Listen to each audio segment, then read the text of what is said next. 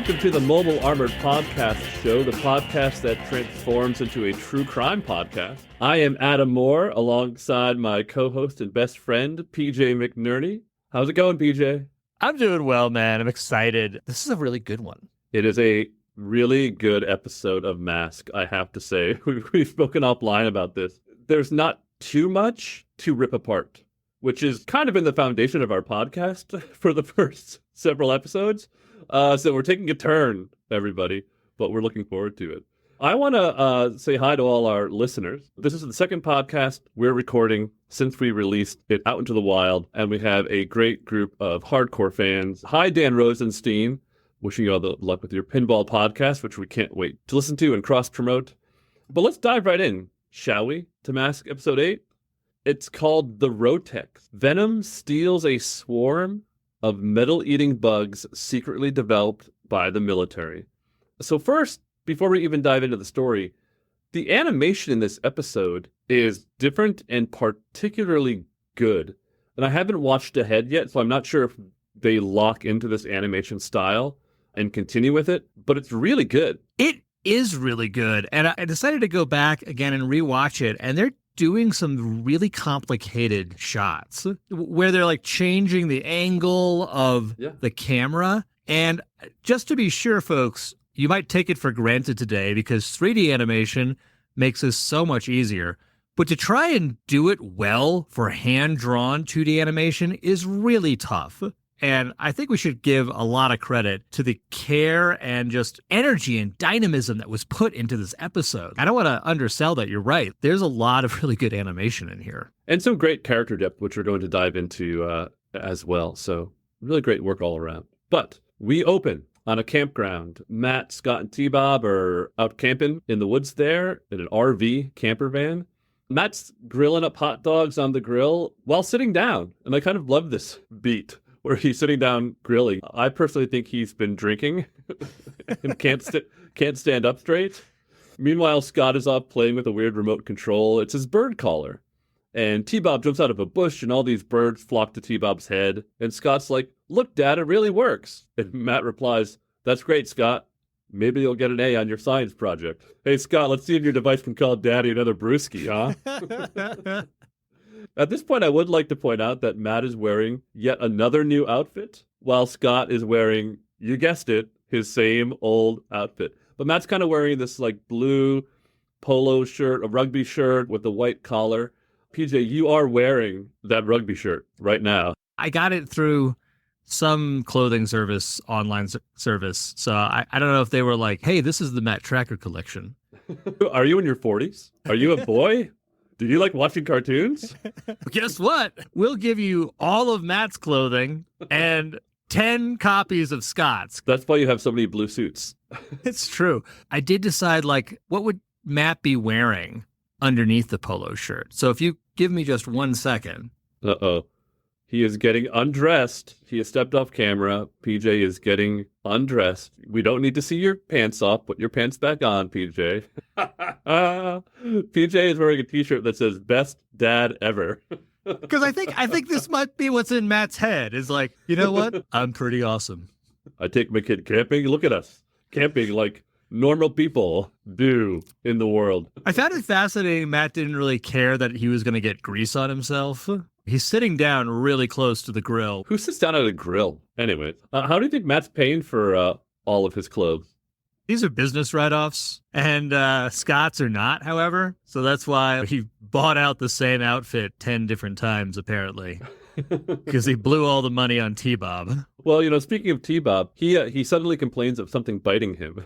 And Scott says, "You're a machine, T-Bob. Nothing can bite you. You have no soul, and therefore you can't feel anything. You are not alive." But then Matt actually notices that T-Bob's foot is chewed off. And then their camper van starts to fall apart, which, just as an aside, I felt that Matt would have had something cooler, being a billionaire and all, than just, like, the camper van from Daniel Snow Eagle's mother earlier in the season. It feels like we've gotten spoiled by these bus-sized touring camper vans that Matt surely would own at least one or more. It might transform into a rocket, but To be fair, the camper van falls apart because it's mainly made of metal and not of plastic.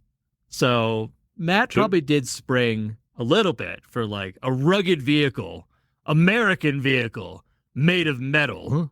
Unfortunately, now it's being chewed apart.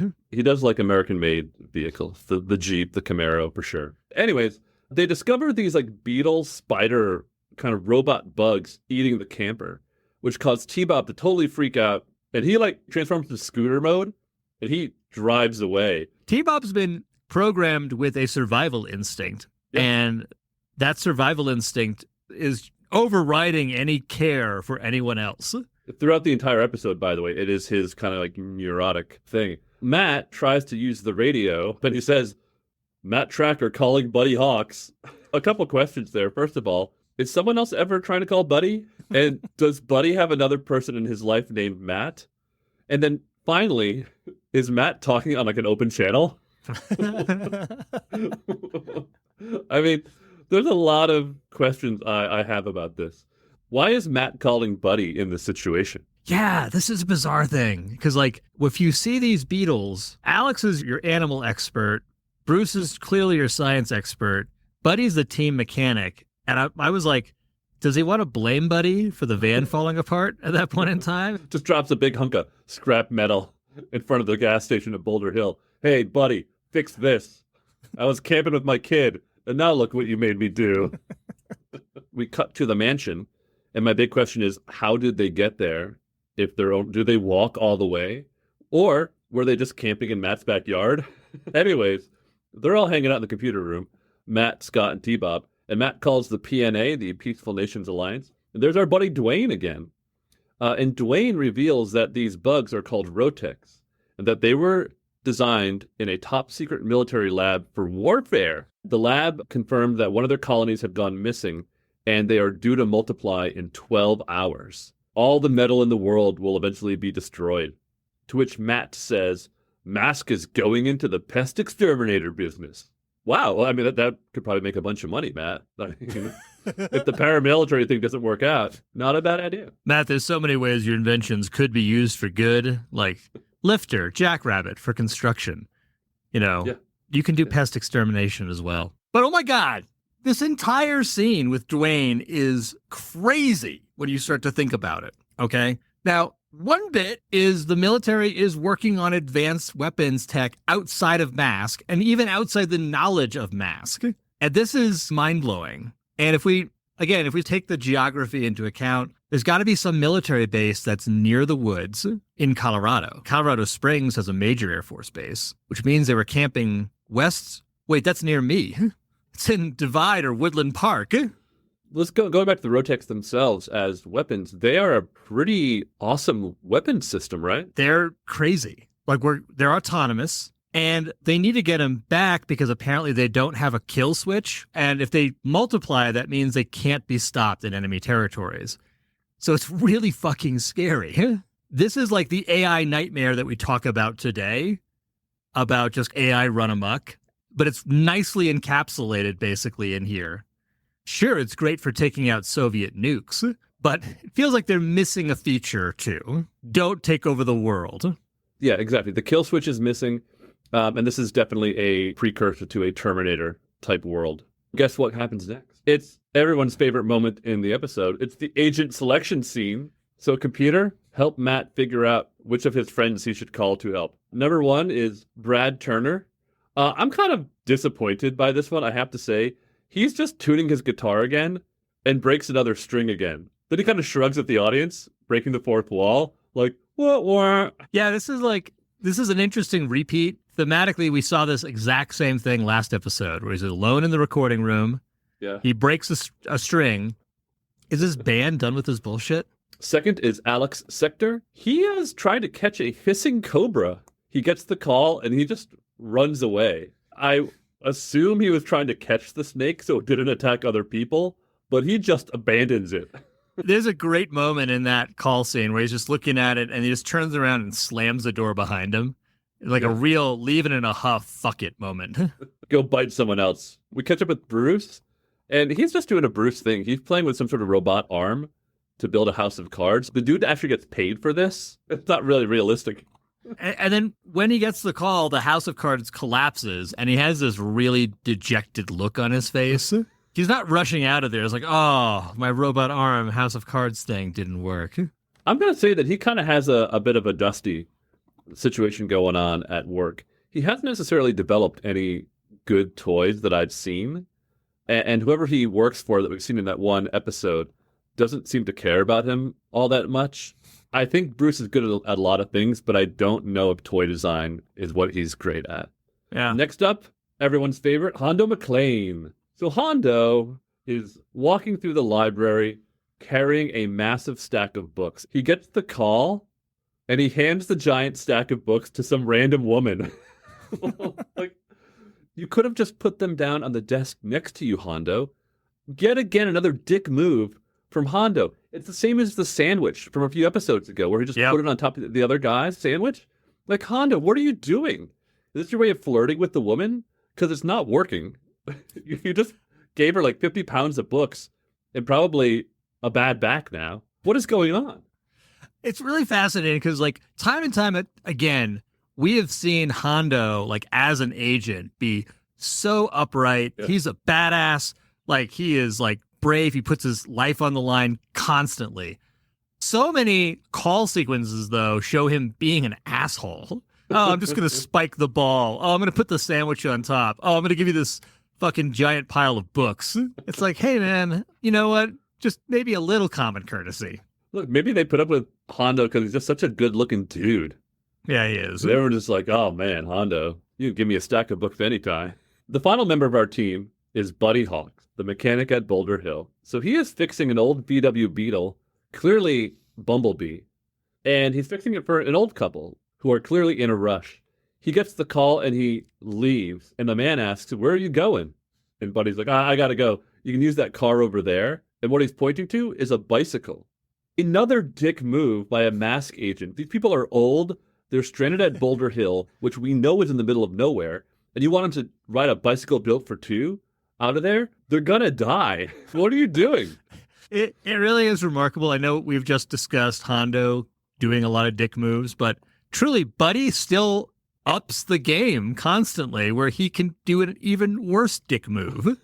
And it's like, he's at Boulder Hill. He's got 20 minutes to wait. So call the old people a cab. Don't abandon them. Well, Buddy and Hondo both getting the Asshole of the Week award. So now we're inside M.A.S.K headquarters, and Brad is pissed. You called us together to chase bugs? Shut up, Brad. Shut up, Brad. You do what I tell you to do. You play daytime raves to audiences I pay. If I want to call you to chase bugs, you're going to chase bugs. My toilet needs unplugging. I'm calling you in, buddy. Try and hocus pocus that. Now we all settle in for the sacred masking ceremony.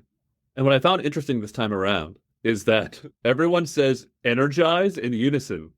Really good timing. They clearly all worked on that and rehearsed it. Like, I can picture Matt having them over for dinner and they just practicing energize in unison over and over and over again until they got it down pat. Yeah, I was like, hey guys, glad our rehearsals really paid off because this is bringing us together as a team. This has added a real cherry on top to the whole sacred masking ceremony. I think we've got something here. 30 minutes later, let's go find the bugs. The bugs that are going to cause civilization's destruction if we don't stop them in time. We had 12 hours. Now we've got about 15 minutes. But roll out. So M.A.S.K does, in fact, roll out to the campsite. And Bruce has a great Bruce line here. He says, when the strong are many, they are stronger than the strongest. To which Hondo replies, hey, Bruce, I almost understood that. Must be something wrong with me. Which, congratulations, Hondo. You are our nominee for the Buddy Hawks Award. Yeah, this definitely was a moment of, oh, come on, Hondo, really? Like, you're a teacher. You're supposed to be learned. Like, I know we see this out of Buddy and Dusty most of the time, and occasionally Alex, who I think is just a snob. But, man, like, we're settling into this pattern of casual racism that really seems to be about cultural appropriation and intentionally not understanding Bruce. Yeah, and then making fun of themselves for when they do understand Bruce. Hondo, you're better than this. You're better. Yeah. That's all I have to say. You're way better than this. Well, anyways, they split up and they go looking for the Roteks. Rhino gets hit first. The axle gets eaten away. Matt tries to fly to meet them, but the Roteks have gotten into Thunderhawk, and Firecracker gets hit too. Fortunately, Brad is flying above it all on Condor. Nice. Yeah. Well done. It's funny the way that Alex tells the other folks, because like he takes his sweet time. He's like, gentlemen, we have met the enemy. Yeah, and that pause, by the way, was not an editing issue with the podcast. That is literally how long Alex waits before saying the line. It's like, again, time is of it. The essence that can eat your vehicles in seconds. Maybe pick up the pace a bit. We spend a lot of time on that rehearsal for Energize. Couple of like notes here. Again, it's between the lines, but it's cool stuff. Like the Roteks and Thunderhawk, they either were able to get to Thunderhawk undetected, or they like got onto Thunderhawk before it started flying. And either way, they attacked it when it was at the point to maximize damage. That is, Thunderhawk's in a free fall, basically. It's going down because the Roteks have gotten to it. So it's like, were they programmed that way? Because it's darkly brilliant if they were. Or did they learn that? Which is horrifying. This is a serious threat we have here. All the goofiness that we've had before with Venom, and maybe Earthquake Machine aside, these guys are proving to be a very credible threat, both to M.A.S.K and anyone else who might go up against them. It's scary to think about. Yeah, all these vehicles get screwed up. Firecracker goes into the drink. No idea how they got it out. Nonetheless, the Roteks, they catch a bunch of them, and Alex calmly explains that the ones they caught are just scouts. How does he know this? He's very good at leaving animals to die or leaving animals that can kill people free. But how does he know that these robotic bugs are scouts? Yeah, I was wondering, because I thought about this, where it was like, if Alex has some knowledge of insects, ants will send out scouts, and those scouts will leave pheromone trails. So maybe he's recognized that similar behavior patterns there. And then he basically says, oh, the Roteks are doing a similar thing with their ultrasonic signal back to the colony, and that's how they're going to backtrace him. The logic of the episode is hanging together, which is crazy. This is what we said at the beginning, right? Is that we can't really knock the logic of the episode too much. There's occasional leaps in logic here and there, this being one of them. But logically, everything is clicking together. Like this puzzle fits. Now, Alex can somehow recreate the signal of the Rotek scouts to help find the nest. And here's an awesome moment, an awesome toy moment, is that the Rhino ATV is called into action for the first time. So the back of Rhino disconnects, and Bruce and Alex go off driving to find the nest. So that's pretty cool. Not sure how it was not affected by the Roteks, but let's just leave that aside for the time being. So Alex finds the nest, and what I love here is that Hondo and Bruce actually coordinate their M.A.S.K powers to do something helpful. Hondo uses blaster to kind of carve out the ground, and then Bruce uses lifter to pull the nest out of the ground, and it's a big box. I do want to comment on this, like this really good use of masks here, like you said, where nice coordination of them. I did wonder why Alex wasn't wearing his mask, because he's the only one not wearing a mask. Yeah, these Roteks go after metal. Iron is an important part of our bloodstream. So, like, what would happen when they ran out of easy sources of metal? Do they start consuming humans? The other bit is that, I don't know, we've seen Blaster vaporize steel before. Shouldn't he have just destroyed the Roteks there and then? Feels like that's the simplest answer. Not a single M.A.S.K power is used against the Roteks in the episode until Spectrum, which is actually just used to find their frequency and redirect them. Yeah, it's a really good point. There's no human on Rotek violence. They're all peace-loving folk in the Mobile Armored Strike Command. Robot or not, they won't harm a living thing. They will tell robots that they're not alive, but they won't harm them physically, only emotionally. Guess who shows up? Who could it possibly be? We'll find out after these messages. M.A.S.K doesn't know what it's getting into. We'll be right back. Now back to M.A.S.K and Venom. We're back, and guess who showed up? That's right, Switchblade shows up, and Miles says, I've got to keep them away from my Roteks. And so M.A.S.K races off into the woods. They're in Thunderhawk, Firecracker's motorcycle, which also, by the way, gets its first appearance here. Yep. And then Rhino's ATV. So yeah, they all race off into the woods. This was like, again, if you take it from the perspective of just watching the episode, we're halfway through. We're like at 10 or 11 minutes right now. Yep. And this is the first mention of Venom. Yeah. So it's a nice reveal. Again, it's not unexpected, just given the tagline. But and there's kind of a nice, again, use of masks here. Switchblade fires a missile off to destroy these guys. It's a very direct action by Venom. And Hondo uses blaster to vaporize that thing. It's awesome. Why not also vaporize Switchblade? Yeah.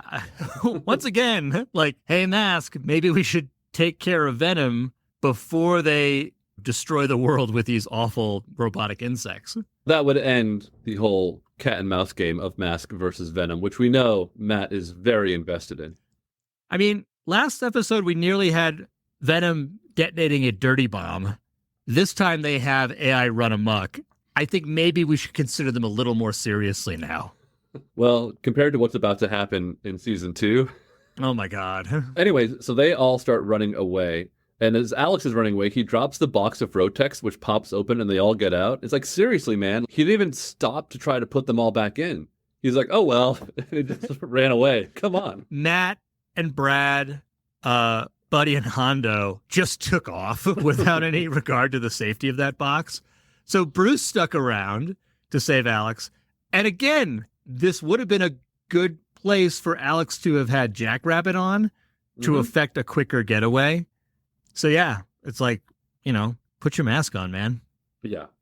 As they're escaping, Brad uses Hocus Pocus to trick Miles into thinking he's firing at Thunderhawk. And then Condor goes up against Switchblade, which you don't see very often. We haven't seen this before in the series. And Switchblade shows its superior firepower by just blowing the rotors right off of Condor. But somehow, Brad lands safely on the ground? Yeah. So first off, this was, again, a good use of M.A.S.K. Like, we're seeing this repeatedly in this episode. So they fooled Miles with Hocus Pocus. Nicely done, Brad. Like, good thinking there. And, yeah, it hit the rotors, and I think what happened, I don't know if it blew the rotors off, but I think it went into, like, auto gyro mode, where, like, if a helicopter basically... Stand by for Science Corner with PJ. If a helicopter's rotors stop rotating to go up, as the helicopter comes down, it'll rotate in the opposite direction, which actually creates a downward force, and which actually can basically lessen. But yeah, it's a fucking hard landing either way. Last episode, Condor fucked up Shark with an uncontrolled landing. And so my only thought was maybe this is an upgrade that they made to Condor after last episode. So Venom shows up to chase after Brad. Brad's got the only vehicle going at this point, aside from the Rhino ATV. So he's on the ground, and Venom's chasing after him with everything they got. The laser blast being pretty much all they've got. The Rhino ATV fires some smoke bombs. Some of the Thunderhawk's wing lasers fire. But Venom is once again doing a great job at attacking M.A.S.K. They really are. This is a credible threat. They're pressing their advantage against a M.A.S.K that is hobbled. Their vehicles are mostly down at this point in time. They nearly just took out Condor, which was the only undamaged vehicle, and now they're going after the rest of M.A.S.K. This is a good battle. Yeah, it's a good battle and a smart battle. This episode is well written from a character standpoint, a dialogue standpoint, a M.A.S.K versus Venom, wants versus needs standpoint. Well structured, well written across the board. I mean, plenty of notes, but a hearty congrats to the writer for writing what so far is the best episode so far. I'm sure that this is going to be the same quality of episodes we see from here on out. It had 75 episodes, PJ. Surely there's a reason. Yeah, this was the turning point. They're trying to find their way, and now they're locked in, and it's all good to go. Like, we're going to drop all of the indigenous people, racist tropes that we've seen before, and we're going to be riding high on really well-structured, logical episodes where M.A.S.K and Venom are both operating logically. I agree. I think we're done with all the Buddy Hawks Award nominees. So, for example, like the swarm of Roteks, they start devouring the M.A.S.K vehicles. And then Matt captures a bunch of them in a plastic box. And he says, Bruce, here, Bruce, calling Bruce like he's a dog. Oh, man. Just when we thought we were over it, here comes another nominee for the Buddy Hawks Award. Matt calling Bruce as if he was a dog. Bruce, Yeah. here, Bruce. It's actually pretty cool because Bruce uses lifter to lift up the box of Roteks into the sky and land on Venom vehicles. But come on, Matt, really? Yeah, Matt, you didn't need to say that.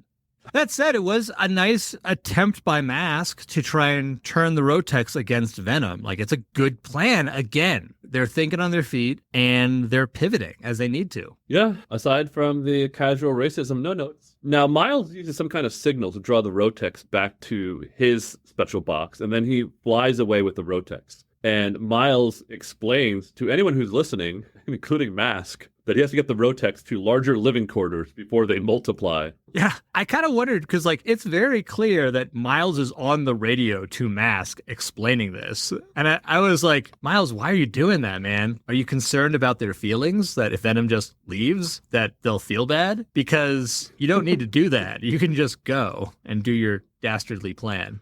There's still some honor amongst thieves. That is true. Miles wants to be known as an honorable international terrorist who wants to destroy civilization. Now we know there's actually some kind of a control device, right? Like some kind of a semi-kill switch. Yeah, this is, again, it's a cool detail. And it's obviously omitted from Dwayne earlier. So obviously he didn't know it or he didn't reveal it. Which, again, speaks a bit to what is this kind of information flow that is or isn't there, either between the military and Dwayne or Dwayne and M.A.S.K. There's some gaps there. And is there some degree of distrust that's going on? I can't imagine that the military wants the Roteks' existence to be known. It feels very much against certain Geneva conventions, probably, especially if it starts chomping on kids or something like that. All we know is it's the Peaceful Nations Alliance, which is a very vague gray area as of right now in the series, right? Yes. It's an unknown, fuzzy kind of group. Who are these nations? What is Dwayne's relationship in terms of representing them? Do they have their own military? Is it a United Nations kind of force? Is it a NATO force? Right. We don't really know what's going on. But now M.A.S.K is left alone in the forest with basically no weapons. Their vehicles are trashed. The Roteks are going to multiply in less than 4 hours, and Miles can control them. I guess that's it. Goodbye, civilization. Cut to black. End of episode and series.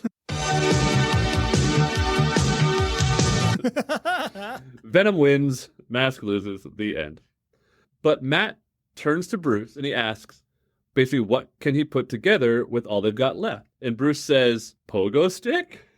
And Matt responds with what is so far my favorite Matt line in the series. There have been many, such as, some of my friends found you unconscious in a ravine.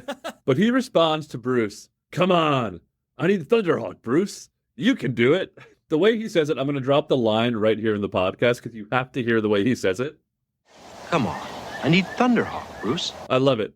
It's all, though, a bit condescending on Matt's part, really. Yeah, it really was. Come on, Bruce. You know what I'm talking about. I figure out what you're saying from your crazy Coens all the fucking time. Just do me a solid here and know that I need my vehicle back.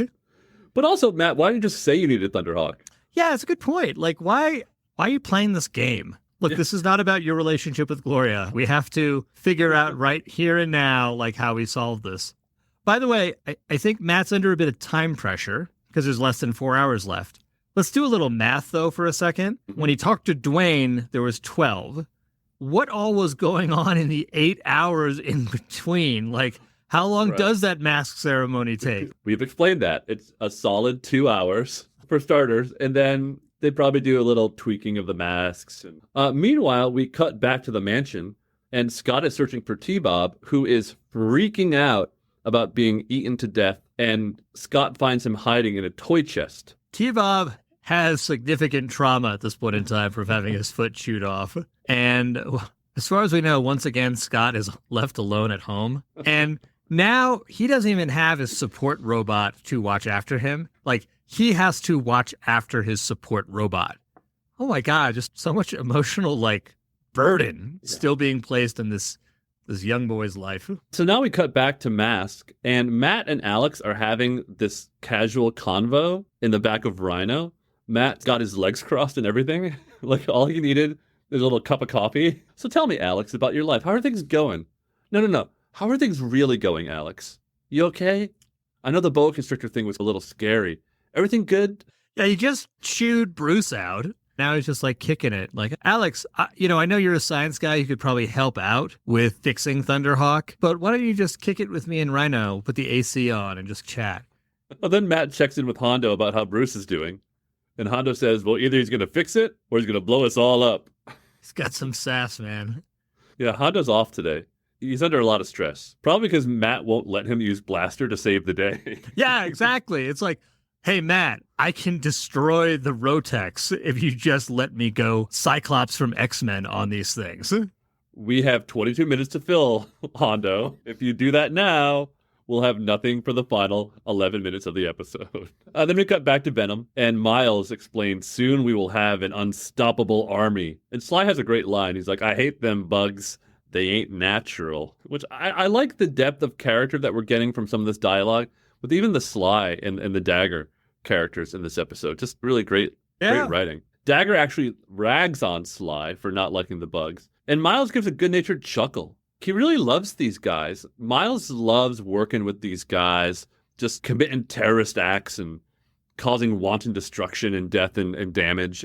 Look, between the two groups, it just seems Venom's having the more fun. I might be more likely to join Venom. At this stage, Venom has more fun and is less racist. 100%. Though they are all white as an organization. There's an inherent diversity issue there. There is. There really is.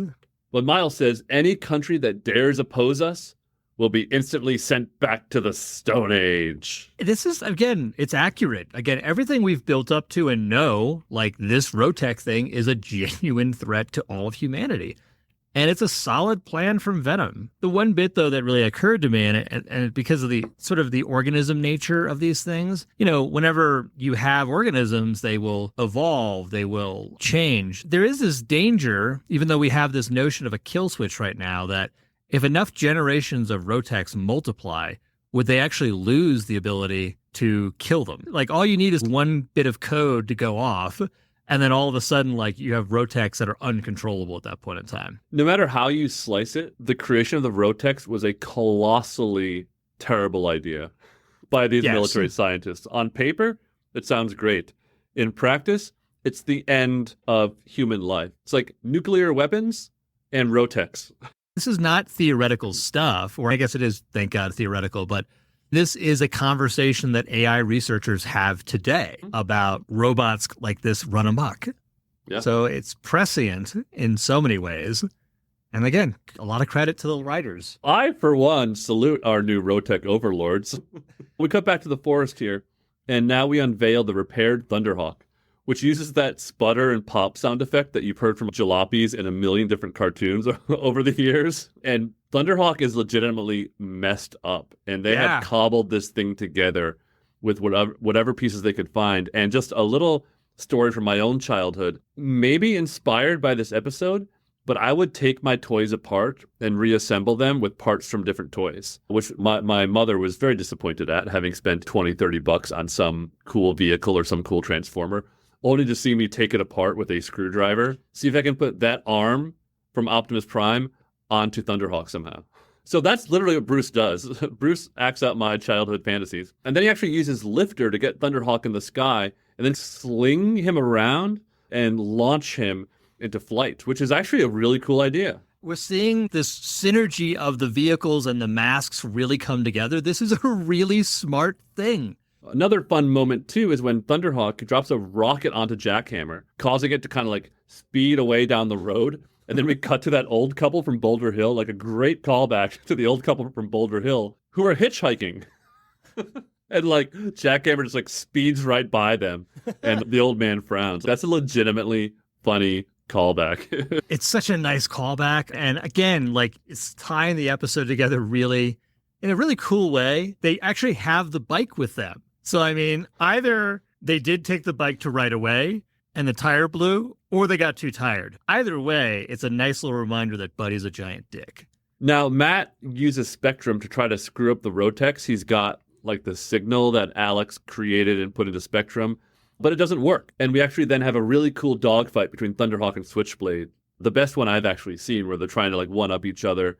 And Matt realizes that the first sound that attracted the Roteks was Scott's bird call machine. So he asks Alex to reach out to Scott to try to get a sample of that signal. Yeah, there's not a lot of time in this sequence, but so much stuff packed in. Like you said, the fight animation is off the hook. This is where they're doing all those cool camera shots, and it looks great. And then also, Spectrum, we often think about as being visible light or near visible light, like infrared or ultraviolet. But they're actually leaning into the notion that the electromagnetic spectrum is actually huge. And so they're like, oh, okay, Spectrum can actually go into like ultrasonics territory. And so it's smart. They're not having to invent a new spectrum power. We're actually leaning into what's on the tin. And that's cool. Sly fires lasers from Piranha and actually hits Thunderhawk, forcing Matt to have an emergency landing. And he kind of crash lands and like topples over, like the car is flipping over. This is like a holy crap moment. Whoa, is Matt going to survive this? This is such a cool shot again, because you see Switchblade and Thunderhawk in the distance approaching, like where Thunderhawk is behind Switchblade. Yeah. So Switchblade passes over and Sly times it to hit Thunderhawk. So again, smart move by Venom to bring down a M.A.S.K flight vehicle. I do hope that Matt has airbags. Does he? Will he survive this crash? I don't know. We'll find out after these messages. Hold on, there's a battle we have to tend to. Be right back. We got him. Now back to the show. And we're back. And when we last spoke, Matt had crashed to the ground. Once again, animation style is so cool in this because we're like tracking in front of him as he's doing the crash landing. And then it starts to tumble over and the camera keeps moving while the car slows down and comes to a stop. So just really great animation across the board in this episode. Yeah. But before we find out what happens to Matt, we go back to Scott and T-Bob. And T-Bob is now building a brick box around himself. And he says it's better than being eaten alive by horrid little bugs, to which Scott replies, how many times do I have to tell you, you're not alive? Scott, it's so cold. Yeah. Where are you learning this stuff from, Scott? From you, all right. I learned it by watching you. This is what I'll say about T-Bob's plan. I mean, it's not good long-term thinking. The Roteks don't eat through brick. So, hey, put a shield around yourself that's not metal. He'll run out of power, and then he truly won't exist. But imagine if the Roteks ate T-Bob and then somehow took on his personality. Now you're really talking about the apocalypse. Millions of very annoying metal-eating bugs. Like neurotic paranoia. T-Bob's neurosis is really an issue. Maybe it's because he's constantly being told he's not alive. Yeah, maybe show a little love, Scott. Speaking of love, M.A.S.K is calling Scott on T-Bob's radio? Yeah, how about that? My dad loves me. Yeah, because that's what Scott says. M.A.S.K calling me? Oh, sorry, Scott, wrong number. We meant to call someone who matters. But meanwhile, we cut to Matt, who's crawling out of the absolutely totaled Thunderhawk. That car is done. And Switchblade is about to fire on him, and then it's Spectrum on, and it plays Scott's bird call frequency. And this is a really actually tense moment because he's waiting for Alex. Come on, Alex, come on. And Switchblade's getting closer and closer and closer. But finally, the signal comes out. The Roteks get out of their box and start eating Switchblade. They eat Piranha. Dagger picks up Miles and Sly, who are kind of running away on the road. And off they go. Venom gets away yet again. We should talk about this moment, though, like where Switchblade is bearing down on the crashed Thunderhawk. Because, like, Matt's on the ground. So he's either hurt or pinned by Thunderhawk. There is definitely, like, a few shots back and forth between the two. And it is a tense moment, like you said. What's going to happen here? Now, again, we know there's more episodes, so it's hard to get too caught up in the tension. But if we can forget that there's a future for a moment, Miles is about to kill Matt. This shit's real. Yeah, I mean, and also the destruction of these vehicles. We saw a little bit of it in a previous episode. But Piranha, Switchblade, Thunderhawk, Firecracker, Condor, the fleet is decimated during this episode. Now, I know we'll tune in next week, and they'll all be there again, which is fine. But it's a big deal. It's a great way, by the way, to discontinue old toys and introduce new ones, which I know during the season we will see new vehicles / new toys introduced. But I was very impressed with how much damage they were willing to inflict on the vehicles themselves. Reading between the lines a bit here is under a presumption that M.A.S.K doesn't just leave the broken parts of those vehicles around, which is a possibility. We know Switchblade and Piranha are going to appear in future episodes. We get to infer that Venom's got some kind of manufacturing facilities. Well, speaking of cleaning up, Matt uses Spectrum to attract all the bugs and gets them back in the box. What I find interesting is he puts the Spectrum helmet inside the box with the Roteks to like make sure they're all summoned in there before he closes it. So not only are all the vehicles sacrificed, but he sacrifices his helmet as well. I know, because right now, like barring some other sort of kill switch put in there, you can't remove Spectrum from that box. And when it does stop working, the Roteks are going to eat it. Yeah, so he'll need a new Spectrum helmet. He does say that the Roteks are going back home, which did you find that a little disturbing? Home for the Roteks are the military that invented them, right? So basically the people that were experimenting with them and then they were stolen from, he's going to return them to. Is that a good idea? We'll just tweak them. We'll perfect them. It feels like this would be an opportune moment for Hondo to be like, can I do it now, Matt? And just blast the shit out of that box so that the Roteks, or at least this colony, are gone for good. I want to bring up a theory that you had offline. So you had a theory that we were talking about that if this were to be the shared Hasbro universe, which did not exist in 1985, but if this was the shared Hasbro universe, meaning M.A.S.K, G.I. Joe, Transformers, they're all together, the Roteks would actually be the military's best weapon against the Transformers. First of all, how do you adapt that kind of robotic technology, one? And then two, how do you take down nearly indestructible giant robots? How about things that will eat them because they're all made out of metal? It's a really good point, man. I didn't even think about that. But yeah, there's just so the audience knows, the toy companies used to be, Kenner was the one who had M.A.S.K. You have Hasbro that had G.I. Joe and Transformers. I'm not sure if Micronauts was also under Hasbro. I thought it was a different toy company. I know ROM was a different toy company. I think that was Mego Toys, was Micronauts. Mego. Might have been. But eventually Hasbro acquired all of these. So Hasbro acquired Kenner, so they got the rights to M.A.S.K. They acquired ROM and Micronauts. And so they've attempted in comics to limited success to create a shared universe. But you bring up a really good point, which is that if we anachronistically kind of retcon that Transformers, G.I. Joe, M.A.S.K. all existed, which that's the byline that they're doing in the comic series, the Roteks would be a great weapon to use against the Cybertronians. Imagine unleashing a self-replicating swarm of Roteks on Cybertron itself. Oh my God. Yeah, it's pretty horrifying. Yeah. And if we want to push it even more into the nerdy space, we have an example of this already from Transformers, which were the Insecticons.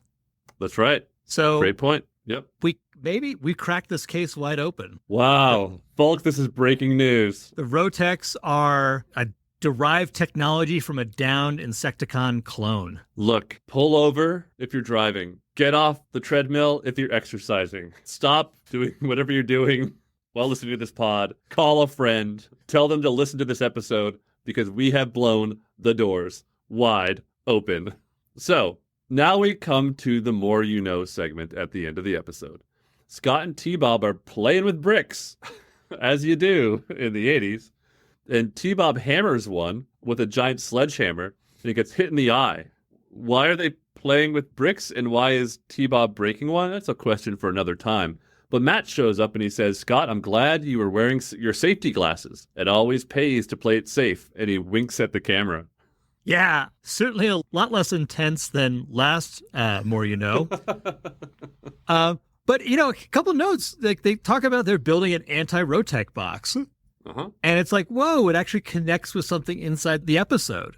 Yeah. Which is like, all right, like they're weaving all of it together from the M.A.S.K agent selection to like, oh, the more you know, let's have a little connection that's in there.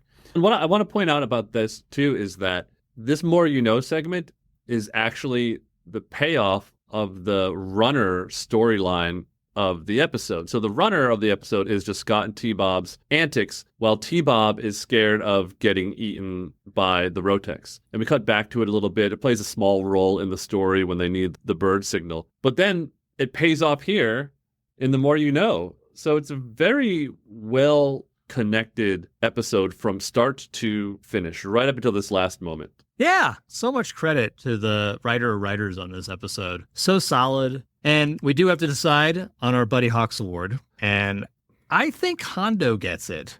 Unfortunately, this is like, I mean, I'd love to give it to Matt, but I feel like, it's tough. I mean, we could have a tie. No, I'm going to vote for Hondo too. And it's because he adds the part where he says, there must be something wrong with me.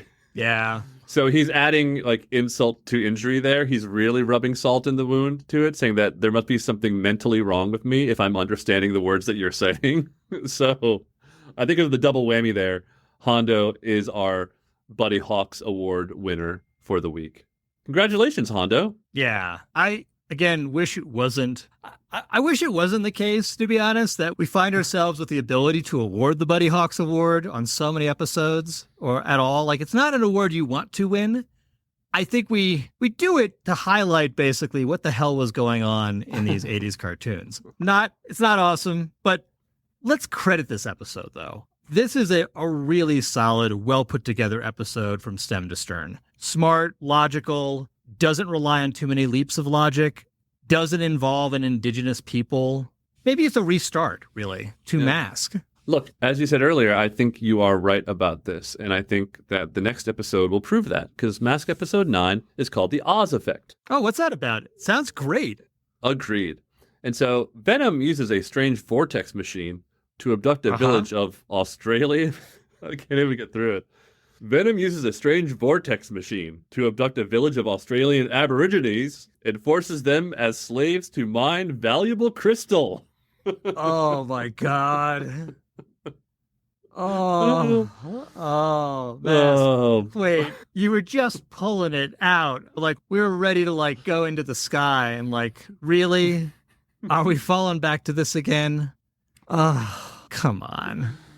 Oh, my goodness. Well, I guess we're going to Australia next episode. That'll be fun. Maybe we'll see the emergence of the M.A.S.K jumbo jet that gets them to another continent, or they'll just magically appear in Australia. Who knows? And I'm sure this is going to be a very culturally sensitive episode that is respectful by all parties involved and, really is used to illustrate the way of other people living in the world and is not just going to be a Euro-American centric view that's imposed upon everyone else. So I'm going to have high hopes, right? I want to know what accent the Aborigines have. Will it be a very kind of forced indigenous accent, or will it be an Australian accent? Either one will be sad and wrong from a cultural standpoint. Everybody, it's been great, but this podcast has to transform and head back to headquarters. Don't forget to rate us on your favorite podcast app. Give us a comment. Let us know what you think, what you love, or what you hate. Come follow us on Instagram at m.a.s.k podcast. We'd love to hear from you there. And we'll see you next week. I'm Adam Moore. And I'm PJ McNerney. Bye-bye. Bye-bye. The Mobile Armored Podcast Show is written, produced, and edited by Adam Moore and PJ McNerney. Come on. I need Thunderhawk, Bruce.